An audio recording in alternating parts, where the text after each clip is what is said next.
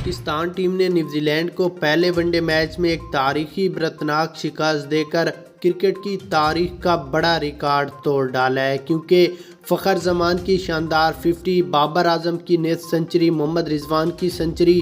اور حارث رؤوف کے لمبے چھکوں نے نہ صرف پاکستان کو پہلا میچ جتوایا ہے بلکہ کئی بڑے ریکارڈ بھی توڑ ڈالے ہیں۔ یہاں پر آپ کو پہلے میچ کی مکمل ہائی لائٹس دکھاتے ہیں، اس سے پہلے ویڈیو کو لائک کریں اور کامنٹس میں پاکستان کی جیت کے بارے میں اپنی رائے دیں۔ اس کے بعد اس میچ کی بات کریں تو نیوزی لینڈ نے پہلے بیٹنگ کرتے ہوئے مقررہ 50 اووروں میں 255 رنز بنائے اور 9 کھلاڑی آؤٹ ہوئے، جس میں پاکستان ٹیم کی بولنگ لائن کی بات کریں تو نسیم شاہ نے 5، اسامہ میر نے 2، محمد وسیم جونیئر اور محمد نواز نے 1 وکٹ حاصل کی۔ اس کے بعد اگر بیٹنگ لائن کی بات کریں تو فخر زمان نے 56 رنز، امام الحق 11، بابر اعظم 66 رنز، محمد رضوان کی شاندار نیز سنچری، انہوں نے 80 رنز، حارث رؤوف نے 32 رنز بنا کر پویلین کی راہ گئے۔ پاکستان کی یہ جیت آپ کو کیسی لگی ہے؟ کامنٹس میں اپنی رائے لازمی